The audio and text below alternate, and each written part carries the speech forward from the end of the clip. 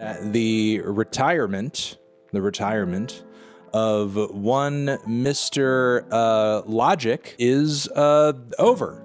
Yes, you remember the big retirement that he made a huge deal of on his No Pressure record. I'm just kind of flabbergasted at the number of things that Logic's retirement did not outlast. I mean, Logic retired and came back before the could end, before Kendrick could drop a record. If he does have a new record on the way, finished or very close to finished, he had to have been working on it for a while and had to have been spending at least a good chunk of this retirement knowing he was going to come back. Where sports stars will announce that they're leaving their profession never to return, rappers have been so offhand with proclamations that they're stepping aside that now it's impossible to take them seriously. Concluding his career on the return to form that was 2020's No Pressure, the No ID produced Farewell allowed the overhated MC to leave the game with his head held high and a 7-figure Twitch deal in tow. And at the time, Bobby Tarantino was adamant that he was truly done with his career on the mic. I'm stepping away, and whether you believe it or not, it doesn't matter. 5 years are gonna go by and you're gonna be like, oh. But the reason I'm doing it is because it's just time. As far as retirement goes, it's something that I wanted to do for my family, for myself, and allow myself to then connect with you guys. That's why I'm retiring, because YOLO, life, family, have a good time, and I just don't like the politics of the industry. Music industry is bull. Suddenly awarded with the enthusiastic praise that had been hard to come by for much of his career, Logic's Farewell adhered to the Jay-Z philosophy of, they never really miss you till you dead or you gone, so on that note I'm leaving after this song. And with his own parting shot of the Black Album, that's exactly what Jay-Z did in 2003, only to return 4 years later. I just felt like, what more can I say? Like, achieve as a solo artist. Mm-hmm. You know what I'm saying? Like, I'm in the comfort zone as far as making the music.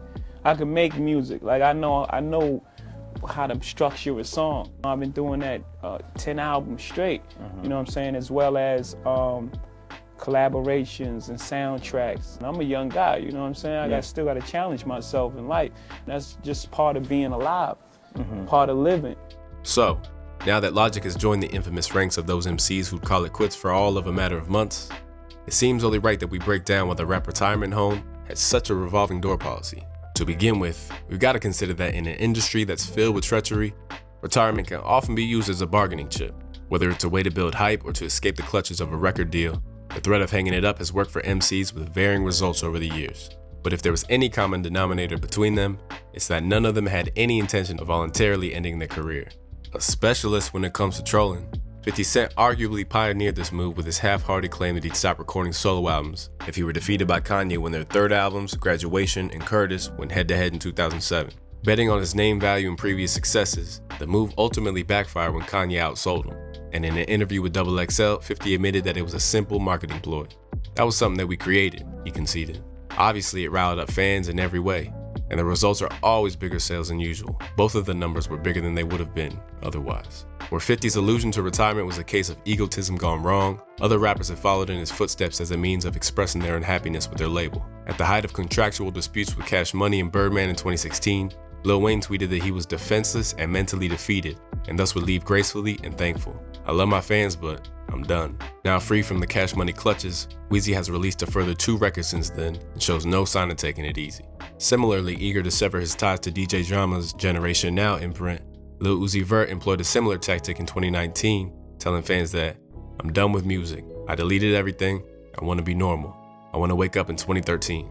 Within months, Roc Nation had stepped in to ward off his threats of self-sabotage, and the hashtag Free Uzi campaign will give way to 2 albums in 2020 alone. Aside from bartering with labels, a change in circumstance, whether negative or positive, plays a huge role in the rapper's decision to prolong their career after planning to end it. You're saying this could be the last album? No, I'm saying it is the last album. 10 albums is good. No other rapper outside of Drake has more #1 albums than me, and we tied at 9. That's a big feat in its own. A near 2-decade veteran of hip-hop's mainstream, the game proudly outlined his plans to ride off into the sunset with his last album, 2019's Born to Rap. Ranking among the finest projects he's put out in years, the album saw Game pull off an emphatic grand finale.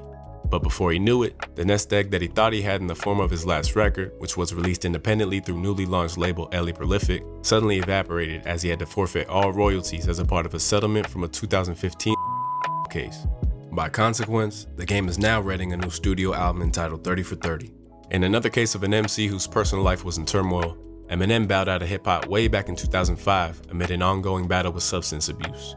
As we know now, the revitalized and drug-free M is now as prominent as he's been in years and finished up the decade as its best-selling artist. And while on the subject of M, just as Joe Budden had pleaded with Lloyd Banks not to give up, New York legend and Terror Squad leader Fat Joe had openly discussed how he abandoned his plans to retire after an encouraging message from Shady. All he said was that, yo, Joe, you know, you're one of the last ones left. You're making better music now than ever. Don't retire on us. Like, we need all our OGs that can still do it. It's one of those type of things. While the level of gratitude and validation that Fat Joe felt touches upon their temperament, what's crucial when breaking down why rappers struggle to retire is that, above all, artists are simply emotional people and their feelings can deviate from one day to the next. Just look at Nicki Minaj's rationale for her fleeting retirement in 2019. When I posted that retirement tweet, I knew that I still had music that I already had recorded that was still gonna come out. So the retirement was kind of talking about like my album, like meaning like, do I want to go back and record my 5th album? I didn't know it was gonna be that big of a deal. From Conway the Machine recently retracting his own claims of retirement to suggest that he's just getting started, to Master P's famous 16-month retirement, and Kid Cudi disavowing the whole industry and promising to never make another record after Man on the Moon, it's obvious that sometimes things are said in the heat of the moment. As for the next rapper who may fall into this familiar trap, J. Cole seems to be legitimately sketching out his departure. But only time will tell if the hunger to rhyme will resurface now that his basketball career seems less viable than before. Although clouded by so many different factors that could possibly play a role in an artist's decision-making, a 2010 interview with Eminem ultimately hits the nail on the head as to why it's so difficult for rappers to walk away.